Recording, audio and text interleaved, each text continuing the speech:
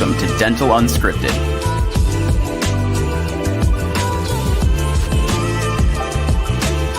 where Mike Dinzio and Paula Quinn break down the practice ownership journey, one episode at a time.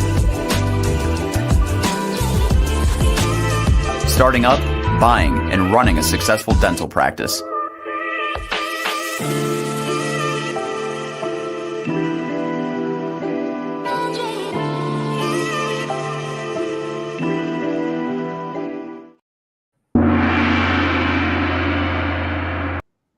All right, here we are. Welcome back.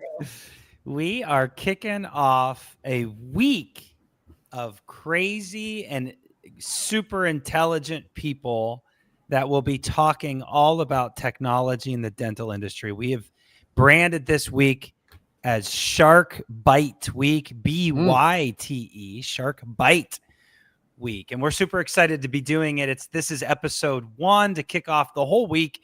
And it's all about AI and dental and what's to come in the future. And I'm super excited. So this is, again, Michael Dinzio and your co-host, Paula Quinn. What's up, Paula? You ready? I thought you ready? Forgot my name for a minute. No, I didn't forget your name. Are you ready for this week? I am very ready. What are you most excited about with all the folks that we are interviewing? And today is going to be a great way to start this program up. Apollo, what are you most excited about this week about? I think I'm most excited about being able to bring new things to our clients. You know, out there, dentists are always leaning on us to what's the latest, greatest, what can we do to improve efficiencies, reduce our overhead, all those different things that we get. And I think AI is a great solution for a lot of that. Use it where you can. And then obviously you still have the support of your team and yourself. So it shouldn't change a lot of things. It should just make things easier. So I'm excited. Amen. I think that's perfect because like the folks that don't pay attention to this week or if none of this stuff is on your radar yet, you're behind. You're way behind because literally since 2019 and 2020, not 1920, AI has just totally come in by storm in our little industry of dental, and it's already disrupting some stuff. And I think this week is appropriate because in the next 2 years, it's going to be, in our opinions, Paul and I, next level, it's going to be like literally the way. Like, remember before COVID, people were still doing the whole forms in office. They were doing the forms longhand. Now, since COVID and the shutdown, it's like digital forms are like, that's the only way now. Like forms, remember that, Paula? Like, it was like, I wouldn't say it's the only way, but it kind of is the only way. And if you can't do digital, I mean, COVID literally changed a lot of things the way we operate in the office. So I think that we're about to hit this other frontier, and today's episode is perfect because we are interviewing a friend, a mastermind, a lover of all people, someone that pioneered AI himself. Everybody's got to have a hobby, Michael. You gotta have a hobby. There's no one better to start this week because Tim Rich has been up to AI, up to his armpits, as he says, from the very beginning, before it was even on any of our radars. So Tim, welcome to the show, buddy. We're going to talk all AI on this episode. That's great. Thank you for having me. Long-time listener, first-time talker, Yeah. Why don't you just introduce yourself to the audience and just give us a little bit about why we might want to listen to you and why you might be one of the authorities out there. Give us your background, man. Sure. Well, first off, thank you very much for having me. It's an honor to be here, and I really love what you guys are doing. Been a big fan of Michael and Paula's for years, so everybody out there in TV land, they didn't just find me on the street. We've been hanging out. So my name's Tim Rich. Been in AI for a long time, been in tech. Before I got really into this, I spent many years in advertising. And the thing I loved about advertising, and I still do, is it is functionally people and it's stories, right? And a good ad is really just a story, and it has to resonate with people. And this is actually very, very relevant to modern dental practices, because when you boil it down, at the end of the day, it's a service industry. You have a service, which is absolutely necessity. It's a healthcare service, so we can just, clearly necessity. But it is really wrapped in the consumer and the story, the way you feel when you go into that office, and how you're greeted by the staff, and how you're brought through the processes, and right, and how you're kept aware and kept abreast of what's going on in these machines in your mouth and things, right? That's all stories. That's all stories. It's really the same. So I got into AI about 5 years ago, and I came into it actually using it to help me make data make more sense. One of the big problems with computers is that it runs data, and we don't really always know what that data represents in the world. If you think about data, let's call it a menu, right? And you go into a restaurant, you sit down and you read a menu. You're reading some data. You're looking at the menu, right? You want to know what to eat. We know when it says salmon, what it means in the world, right? Oh, beef tartare. Oh, I know what that is. That's cold beef. It's a smoked salmon. Smoked salmon, beef tartare, exactly, right? What the is challenge with data is that when you have ones and zeros or clicks in a data set like an Excel spreadsheet, it becomes really hard to know what it represents in the world. Or what it could do for you, or what it can do for you. Exactly. So I came into AI to really use that and to learn about how data could help us. And I've been in it for many years. And one of the things I really think, so I work a lot. I'm based out of New York State, close to New York City. I spend a lot of my time in New York because it is the closest to the center of capital, and closest to the center of capital is where a lot of innovation happens, because there's a lot of money to pay for innovation, right? And as we know in the dental practices, there's what you do your day to day. And anytime you bring in something new, there's a bit of a risk, because that innovation, if it's not shepherded through by the likes of Paula and Michael, who are able to help you navigate that innovation successfully, it could go awry. And it could set you back, right? And so I always like being close to where these places of new things are happening. So out of New York City. I love that, man. I love that. I think what the first time John, I got to say, John, we got to get John on here, right? Well, John was the OG. He started this podcast with me like 5 years ago. So John connected me. Yeah. If you go back to the I kicked him off. John. Yeah. That's called moving up, Paula. That's an evolution. That's not going back. Yeah. I'm sitting in John's seat right now. Yeah. We out, so you might need to do.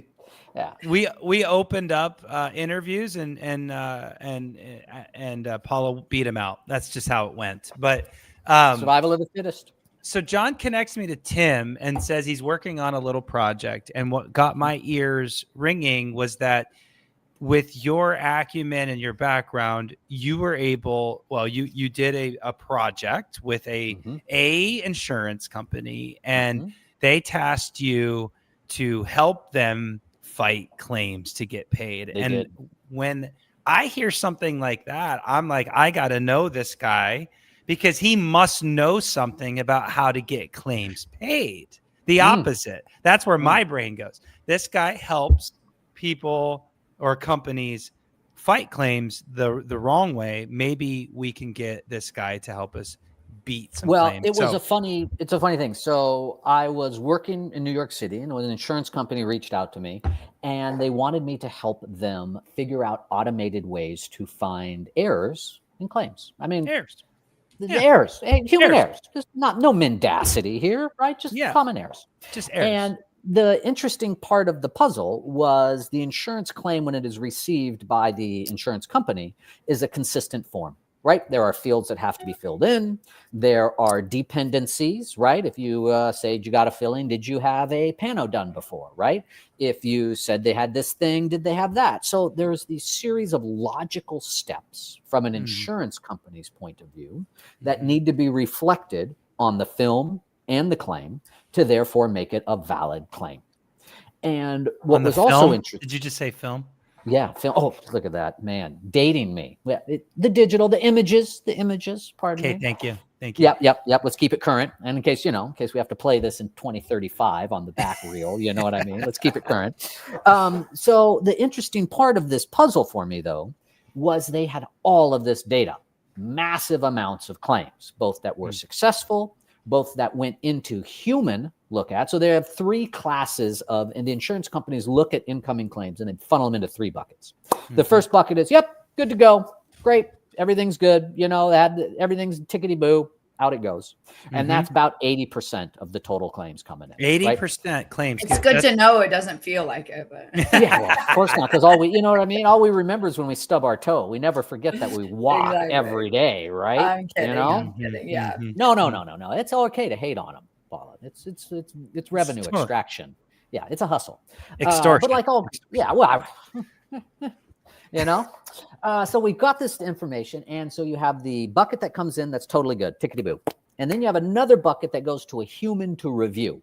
And then out of that, you have this is good for one reason or another, or this is not good. So in that middle bucket, it then goes to right or wrong. And then it has the objectively wrong bucket. So being able to tell whether or not something was objectively 100% right or objectively 100% wrong is pretty easy. Right?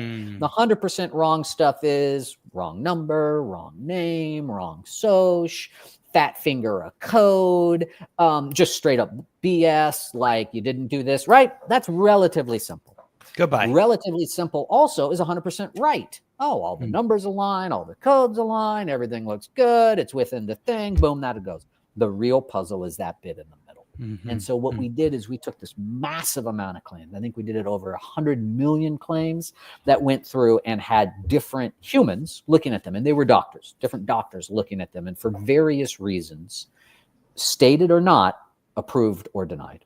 And so we built an algorithm that looked at that middle bucket of claims because they didn't want to pay a doctor to look at them. Let's cut the BS, right? They don't want to pay that guy. And we created an algorithm to kind of sort these to understand why it worked and why it didn't. And there were three learnings I had, Michael. The first one was, holy smokes, this is a really hands-off industry. For being something that is about our bodies and our overall health, and I want people to be healthy because then they go get jobs and then they pay their taxes and they pay their Social Security. So when I get old, I can have some money, right? So I need y'all out there healthy and working, goddammit, right? Right. So I was really shocked at how hands-off it was. The second finding was, holy cow, what a radical imbalance in knowledge. Power and money is often displayed and increased by imbalances of knowledge, right? This is why you can't do insider trading. If your brother who works at the company tells you that they're about to sell to Adobe for $100 billion and you go and buy the stock, you get popped for doing insider trading because you had an imbalance of knowledge, right? That's not cool. It's unfair. It distorts the market dynamics. So I was like, wow, there's a real imbalance of knowledge here. And the third one was like, holy shit, how would you ever do this on the other side of the coin, right? That is the dental provider, your folks whom are on your show here, listening to this. Our clients, our erstwhile clients and intelligent listeners. Drum roll. So we put together. Missed it.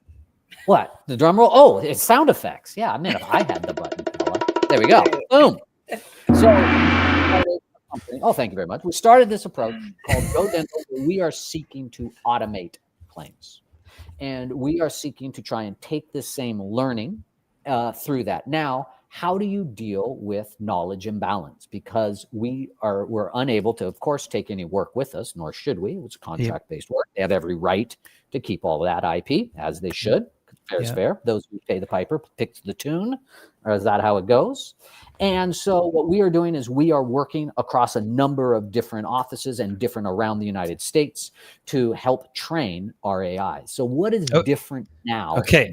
Wait. Let's pause and take back. So that was your kind of entrance, and that was when I learned about what was going on. That was that was your entrance into dental, right? Yes. Like you're like, or AI or both. Or dental. I got hired because I had the chops to figure out how to solve that puzzle. Okay. That's right. So you've been the chops.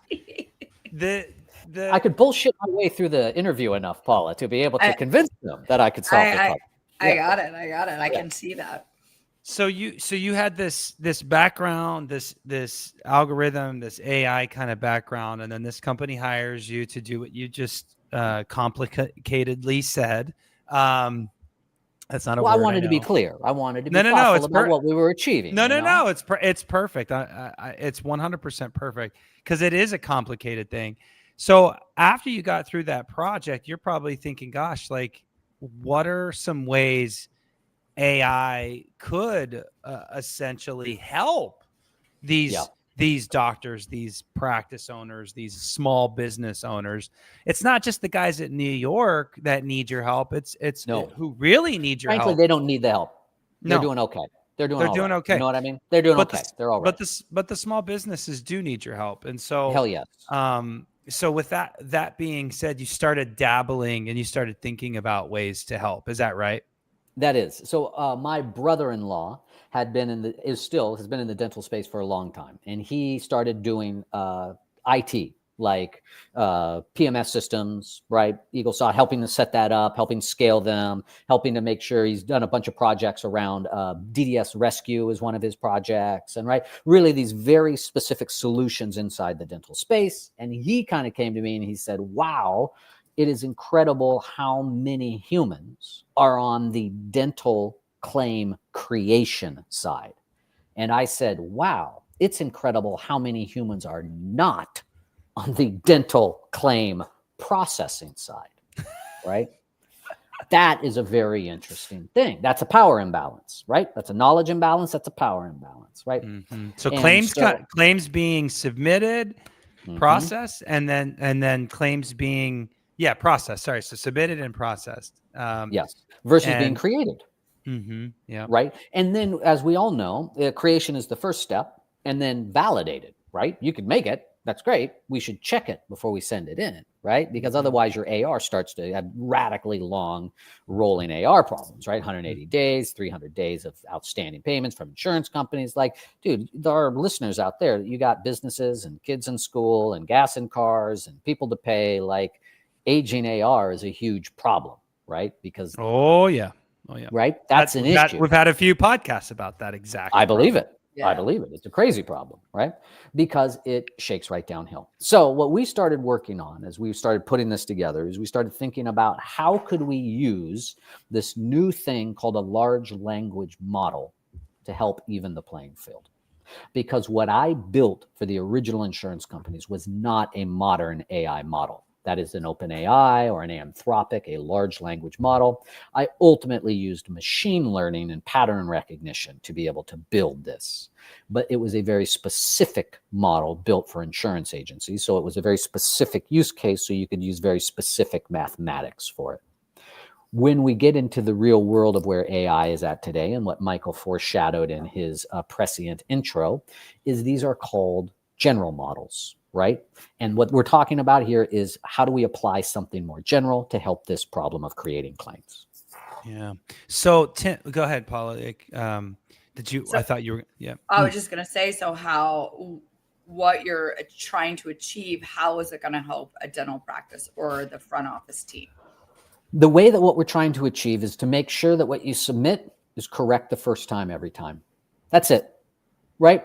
We're not going to be able to. So that the entry is just as easy as the processing that you. That's exactly right. So it always goes in the 80% bucket. It always lands in that 80% bucket. Pay it. Every little thing that they're looking to like pinch you on, they change it. Right? And we know that insurance companies change their qualification for what makes a claim quite regularly. Right? This isn't the same form. Wasn't the form 20 years ago. It's kind of cool. You got to see the back end, so you know what to do on the front end now. Yeah, absolutely. It's not so much as like stealing secrets or like, smuggling out the goods. It's called experience. It's the same with me. I worked in a practice. Then I bought and sold a practice. Now I'm a consultant that helps dentists buy practices. Yeah, you watched that whole arc. I experienced the pain. I try to prevent the pain of them having to go through what I went through because of that experience. So I equate it to that. Yes. 100%. Now, Tim, you said it best. You said in the beginning of the episode that it's really easy to identify the really right and the really wrong. So there's a formula. There's a box. There's boxes to be checked, right? And so to build a model where every box is checked, how difficult is that? How challenging? How easy is it? Is it hard? It's not easy. It's hard. And the reason being is we are in effect chasing the dragon. When you think of every box being checked, that means every little thing that a human could screw up is known and checked against. What are humans really good at? Screwing up. We're aces at screwing up, which means we screw up in so many beautiful ways, each one unique and beautiful in its own flower. This comes from the lover of people. That's the love of people, right? Exactly. And so it becomes very challenging to capture each edge case of all of the screw ups, because as soon as you capture a set, guess what? Something's outside of it and something's outside of it. And that's where we are leaning towards these larger models, because they are reasoning models. I don't know, Michael, give me a hand signal if I start going too nerdy. But what kind of hand signal? Yeah, that one right there. If you do this, if I go nerdy, I'm going to back up off that. But let me just hit it real fast. For those of you that are watching on YouTube, he basically told us to flip him off. So yeah, that's exactly right. You just send that bird this way, and I'm going to switch it up for you. Exactly. That's perfect, Tim. We'll interrupt you. I think if I'm following, then I think the rest of the viewers are following. But if I start losing you, if you lose the dumbest guy in the room, then we got to reel it back. So, okay. Wait, that doesn't make sense. If you're the dumbest guy, I am the dumbest guy. That means everyone listening is smarter than you, or that's what I'm saying. So everybody else is smarter. We can't judge by you then. Yeah, I'm the dumbest guy. It's perfect. How about the dumbest one on the mic? How about that? We'll take that. You're good. You're good, baby. You're good. Okay. So here's the interesting thing of all of this, and maybe this isn't interesting. I find it interesting. Before ChatGPT, right? And this came out in about 2020. Every computer system was a logical system. Yes, no, and or yes, part of this group, not part of this group. And every computer system that was written was a series of logical commands. That was code. The nerds who are writing code in the Matrix or in Hackers with Angelina Jolie, right? They are writing strings of logical statements. And the computer starts at the top and works. It's like Excel. You can say if this, then this. Then that. Boom. Logical statement. All of computers were created with logical statements. Large language models that came out to the public with ChatGPT in 2020 are not based in deterministic thinking. They are based in probabilistic thinking. And this means that instead of the Excel formula, if this, then that, the large language model is writing, if this, what is the probability of that? And go find 100 examples of that and pick me the one with the highest possible probability. It's just like that is a humongous shift. That's massive. That's a shift of data too. I guess we probably it's a shift of the way computers are written. It's a shift of the way data is used. It's a shift of the way computers use the data. It is the most fundamental change, I think, that our society has seen since Steam. It's not the fact that the LLM, you could talk to it and ask it how to make a cocktail, or that you could ask it, this is the food in my fridge, what do I cook for dinner? It's the fact that every time you ask it with the exact same stuff, it will give you wait, can I ask it that? Yeah, I do all the time, dude. Yes. Dude, I need it to go to the grocery store for me. Yeah, after Instacart arrives and you hustle it into the fridge, you know. Okay, so I've been doing this one. Hey, ChatGPT. That's not this episode, but I've been going in saying I have carrots, peppers, onions, this random shit, this, that, and the other. What should I make today or over the next 2 days and maximize my refrigerator? And it spits out gourmet recipes, and I use up all the down to the seasoning. Yeah. Into this. Ooh. And then it's Yeah. like all you need to buy now is this and this, and you've got 3 more meals. And I'm like, what? It's Yes. incredible. So to that It's point, incredible. And that's probability. No, Mhm. a computer nerd didn't sit there and think of everything in your fridge, Michael. And the Exactly. computer nerd didn't create an Excel formula that if tomatoes plus rice, then paprika. No. Those are all probabilities. And the Mhm. AI reads a billion recipes and looks at the likelihood of rice and paprika and peppers in a recipe. And Yeah. then you say you have marjoram or a spice, and it goes, oh, booba dooba dooba dooba doo. Here's the most likely recipe. And Wait, then what, to what re- does and it then do? What does it Yeah. do? Do we have a sound effect for that? Boopy Booba doopy dooba doopy dooba dooba doopy. doo. Beep, no, boop, boop, boop. we're Who's recording gonna get Tim. one? Next one. We're coming recording back. Tim to use that sound next time. Okay. Yeah, that's exactly right. Licensed, fully licensed. Next level consultants, paid in full.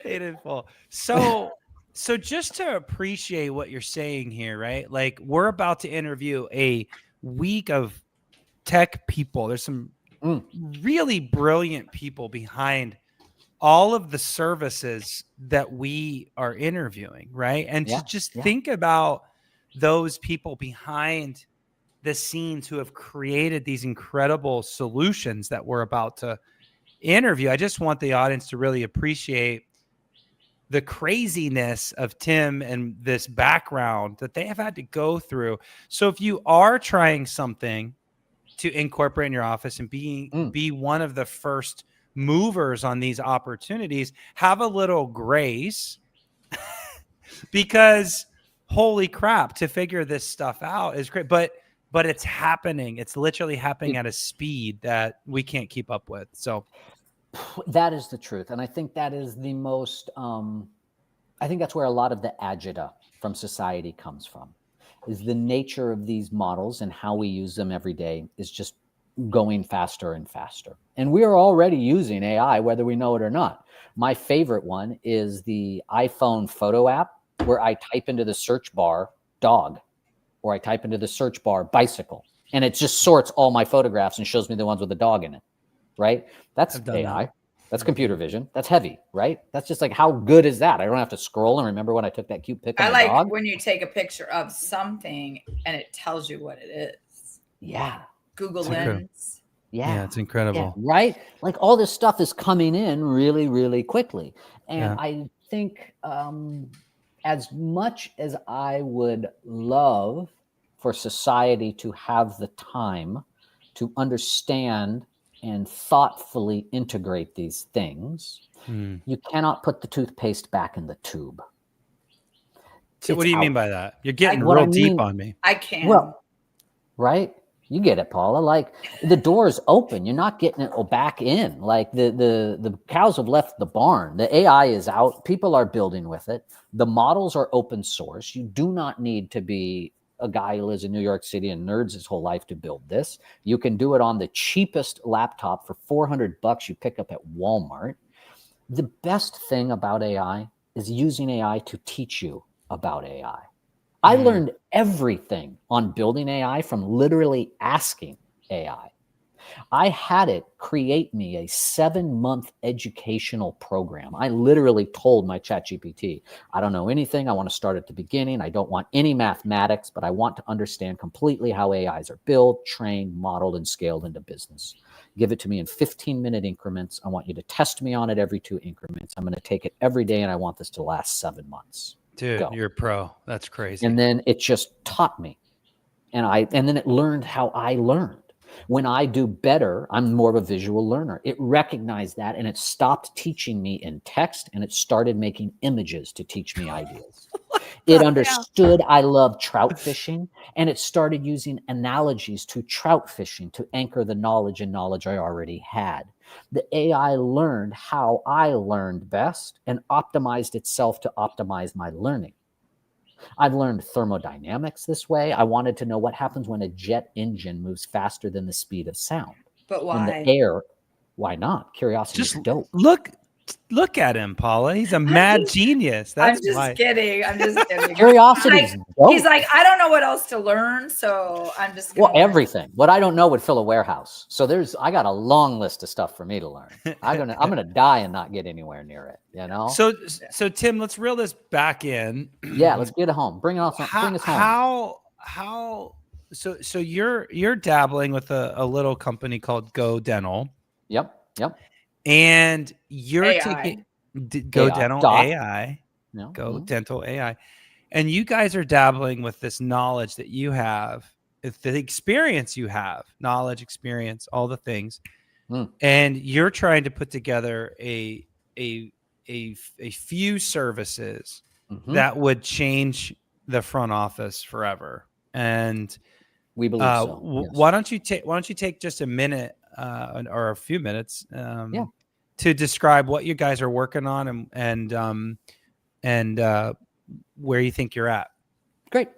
What we're working on is we are trying to take the claims, but as they are put into the PMS system, EagleSoft, Dentrix, Open Dental, whatever, right? And when it is entered into the PMS system, be able to look at it and then be able to understand if it is correct or not. And what is different about our approach versus previous approaches is that we are looking at it as if we were humans. We have trained our AI to literally look at the screen the same way that your front office staff does. It reads the cells on the screen the same way the front office staff does.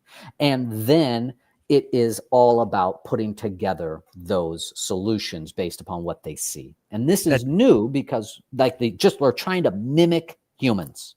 We're not trying to create that checklist that you see, that thing that you're doing that's written on the sticky note. And first you do this, and then you do this, and then you check this. We are literally trying to copy human activity. And then it gets even headier, Michael. The AI goes out and it runs the mouse as if it was a human, but there's no human there. It types on the keyboard. Yes, as if there was no human there. The idea is to actually use the front end of the PMS softwares rather than the back end, which is the databases and the pipes to update this information. Because the front end of the softwares have far more control. So, what's interesting is as I talk about with the startups before they even hit Paula's plate. Paula takes our clients that are startups in the back end and gets them to open. And they always bring up this idea of software. What software should I go? I like this one. I watched this podcast. I heard this person talk. My buddies do this, blah, blah, blah, blah. It's a bajillion softwares out there. And we do think, I think anybody that's kind of following this stuff knows that there's going to be some consolidation at some point where Dentrix buys them all and it's over again, right?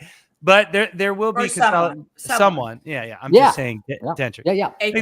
There's just too many, right? And the more clouds and all that, they'll get big and then someone will buy them. But the conversation that I have with these docs is I'm like, look, like AI and softwares and services are coming out so rapidly in the next whatever years. They're out now. But there's going to be more stuff coming down the pipe. These software developers like you putting together services that you guys are trying to put now times that by everybody else that's trying to do it. Who are they coding? Who are they creating the software for? And they're, of course, going after the biggest software companies because that's the market share. Yeah. So do you want to go down the path of choosing the newest and latest, greatest practice management software that nobody is coding any of these solutions for? Or do you want to go with one of the big practice management softwares that everybody is coding for right now? Because then you're going to be able to enjoy those services when they come out. And so do you want my honest opinion? I do. I want you to think about what I just said. So this is not next level's certified opinion. This is a Tim Rich opinion. Yeah, this guy that loves people and is excited about AI. Can you throw that disclaimer up there and make him read it? Yeah. Yes, this is not next level. It might be. It might be our opinion. We haven't heard it yet. Yeah, exactly. But I just want to say. Okay, go ahead. God. Go ahead. Look, here's the real. The big softwares that are out there are made with deterministic math. That Excel spreadsheet, if then else. That is dead. Of course. It sucks. They're Okay. poorly made. They were written in 1997. The back ends of them are labyrinthian and shitty and crappy and terrible to maintain. The front ends are ugly. Don't tell me you look at Dentrix and you say, man, that's a good looking computer program. No, whoever made that should be shot and pulled into the ocean. The Dude, program they came up sucked. with that 20 years Yeah. ago. And you know how much money they've made off it and never updated it? True. Well, they that's- update it all the time. Yeah, but no, yeah, they update it. But this is my point. Who do you want to put your money with? Do you Okay. really want to put your money with a scholaritic beast that clearly makes all their margin on glue and goo and not on software? Are you going to put all your eggs into the basket of a software company that has no decent software text to make a beautiful front end? Okay, so Is that where we're putting our money? So who are you backing, Tim? Who are you backing? I don't back any of them. I think that the future is not a PMS software at all. I think the future, what we're actually going to go to is an audio interface where you speak into the computer and you actually don't put anything into cells. I think the next PMS software will not look anything like a PMS software. I think if you're talking like the next thing in the next 3 or 4 years, I would look for something that has zero look. Is this where we're going in 2 years? Is this our? Wait. Yeah. Okay. We're backing off. We're backing off. No. I love this. Is this our where we're going to go in 2 years? Well, no, that's a different question. This is just about PMS systems. Let me say one thing about the PMS systems. It's interesting. I've never put it together like that, but I do listen. I'm not in that world as much as you. You know, I am a little, but I'm not a dinosaur, that's for sure. But I'm definitely, you know, I'm a hygienist. I've worked in dental practices. You know, I've definitely had some cutting edge things, but I definitely am not out there in the tech world.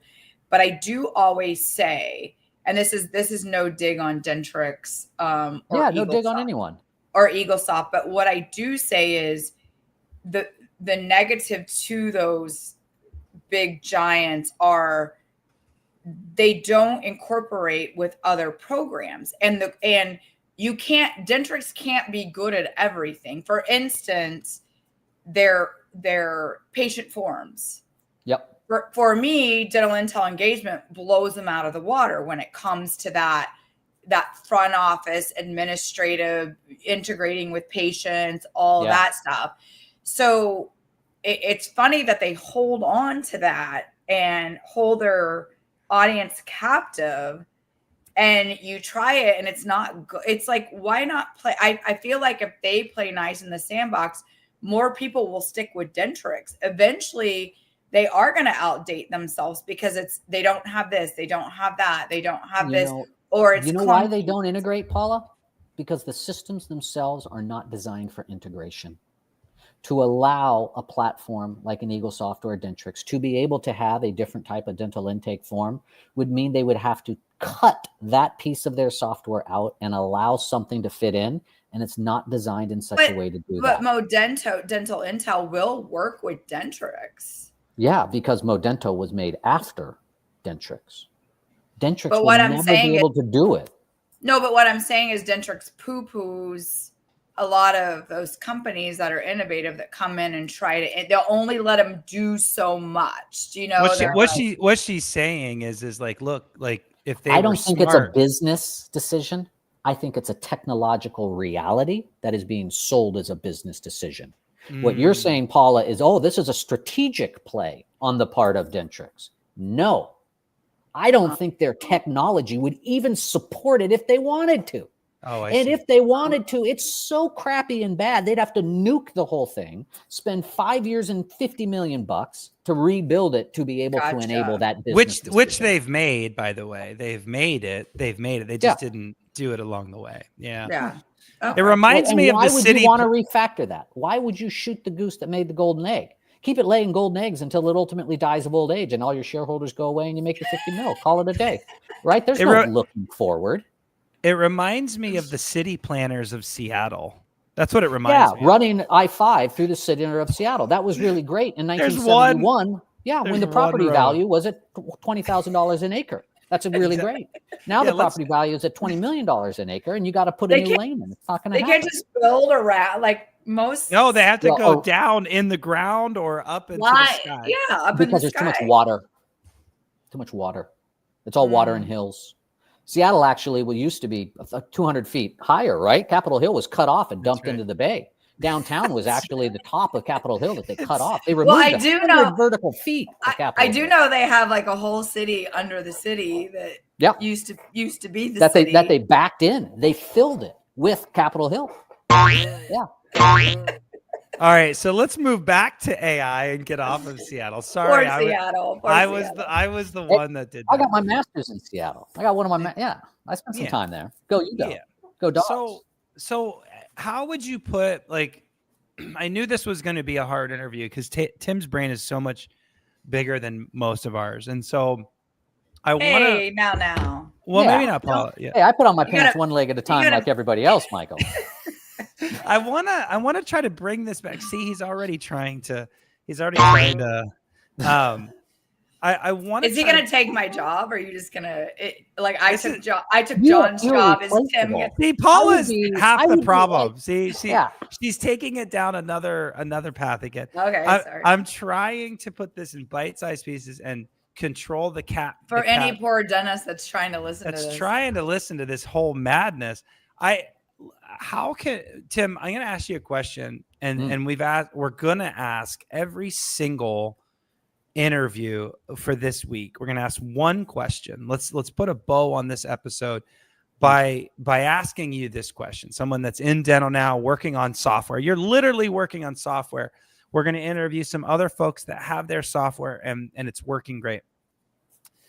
We've got X-ray companies that are reading X-rays with AI. We got AI agents listening and answering calls. We've got Perio Chart AI, amazing company that's doing all that.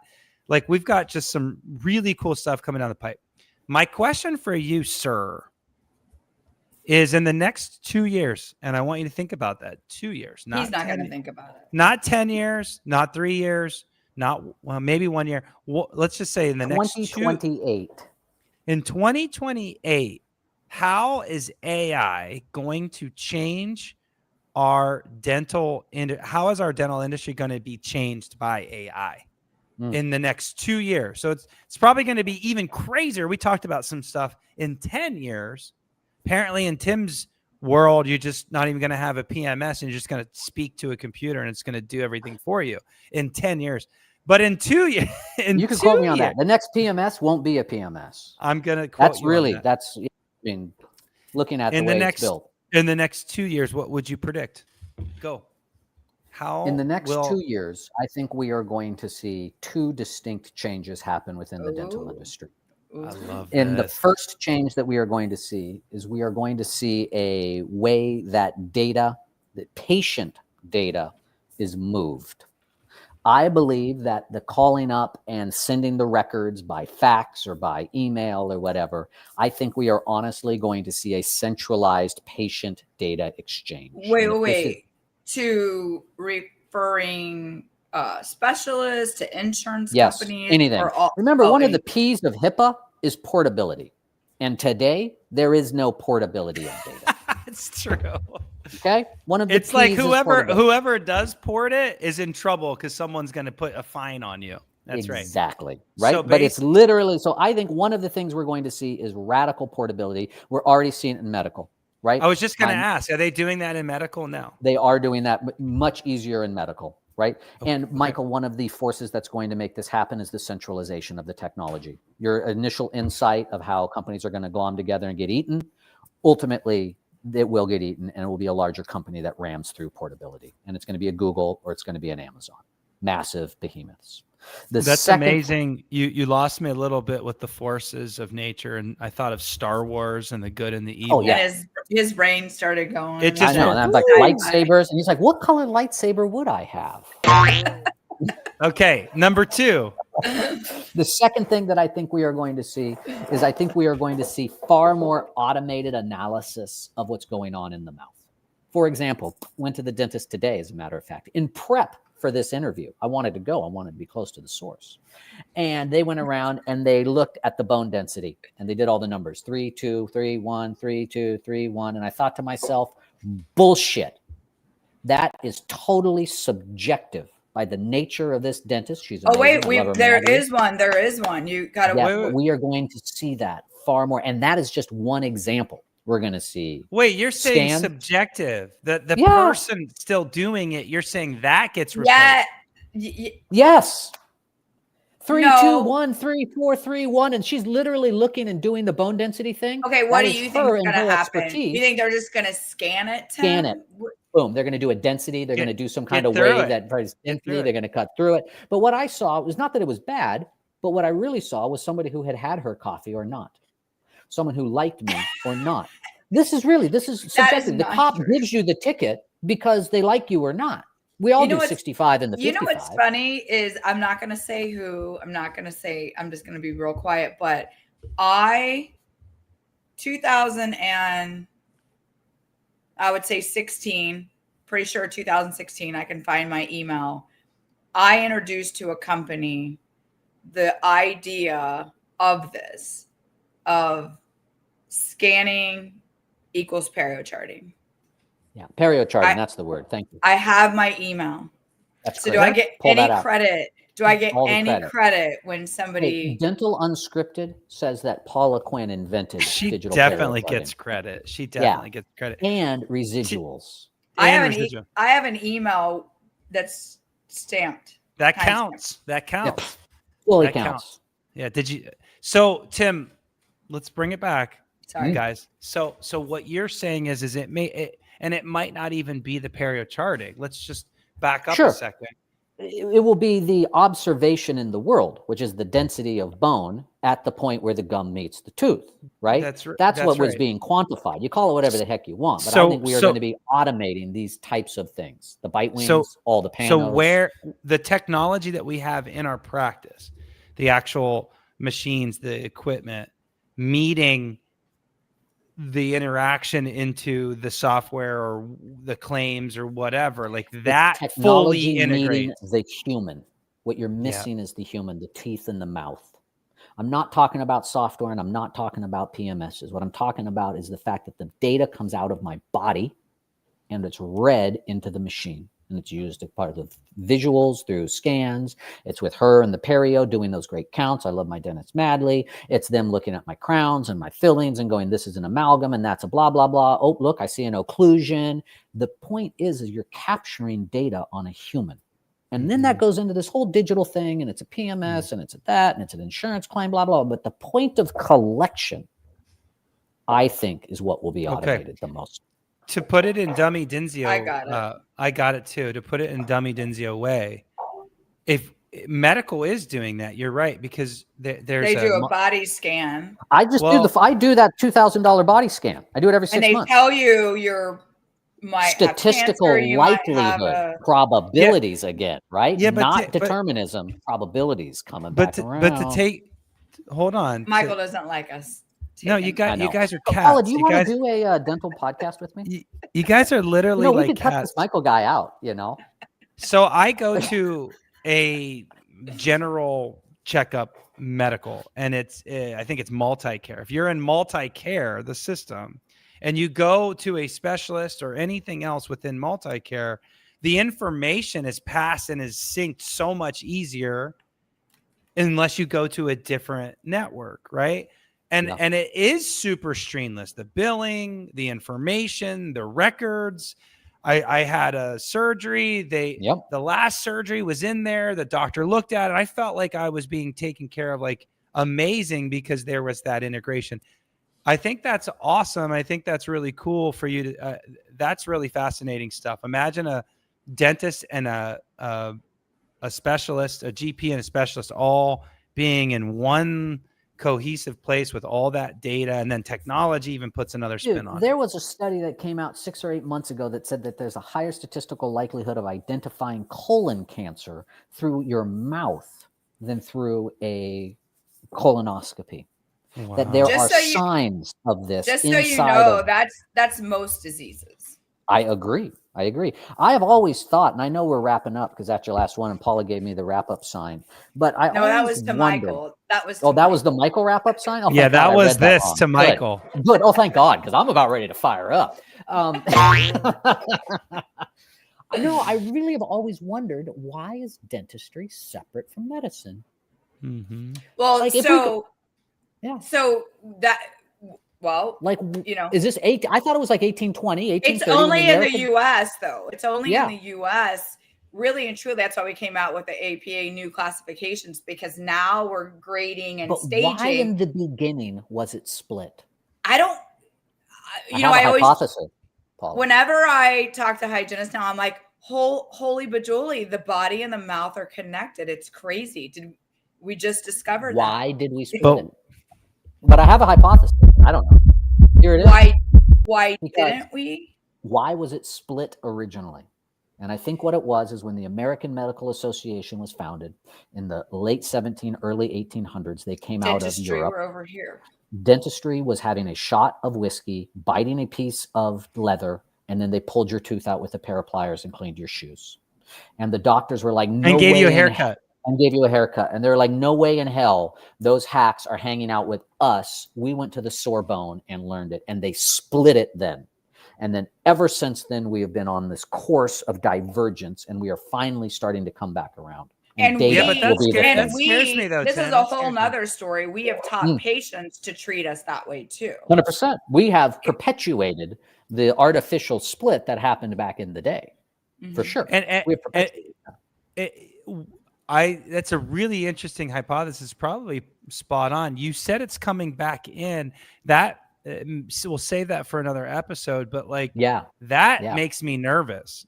As someone that doesn't like consolidation of dentistry, that makes me nervous. No, we're not talking about consolidation of dentistry. We're talking about holistic medicine Aren't of we? health. No, we're talking about. But you guys are being naive that business and healthcare aren't this they're going going to to become crush the on same. that.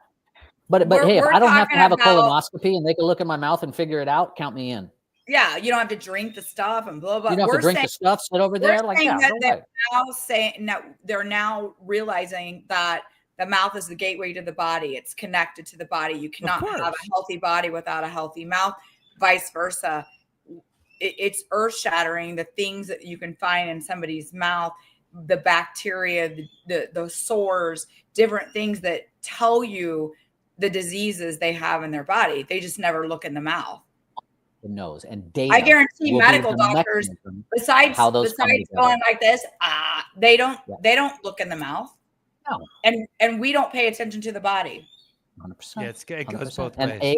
Data will bring it back together, because if you get enough data and you throw enough algorithms on top of it. Paula, don't necessarily clap. Don't guys. encourage him, Paula.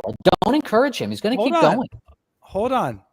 If it goes back together, we're talking about doctors who don't get paid enough because they are in hospitals, and hospitals, we all know, don't take care as good as private practice. Facts. Hey, I'm not trying to go down to the level of care. I'm just trying to look at what's going on and understand how the forces may play out. And that was the question. That was the question. You'll be long gone, Michael. Don't worry about it. Yeah. No way. He's going to get that super care. He's got Seattle good love. He'll be all right, dude. Yeah, exactly. No, he'll never be for a colonoscopy again. Yeah. All right, guys. We got to end this at some point. Okay? I know. We can keep going. Yeah. The next one. Hand me for the next one. People probably already jumped off. They're like, I can't. Like, this guy's too heavy. It's very true, but I would pull say somebody's tooth out with a pair of pliers and give this guy a haircut. I got to get out of here. This is exactly how I thought this episode was going to go. Guys, we're kicking off Shark Bite Week. Follow every episode, watch everyone, get on board with technology, or you will be a dinosaur in 2 years. I fully believe this. Tim's predicting the entire Star Wars integration of both forces. And if you don't jump in, then you're going to be on the dark side quick. So with all that being said, Tim, thank you so much for your time. Paula, it was Paula, fun. Michael, so thank you so much for having me. It's an honor to be here, and just to be able to talk about this stuff is great. Thank you very much. Right. We Bye. really enjoyed it, Tim. Take care. Bye.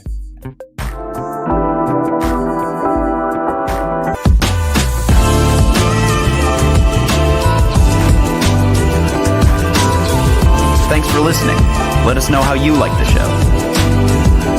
Rate us on Apple and Spotify. Subscribe and follow for more.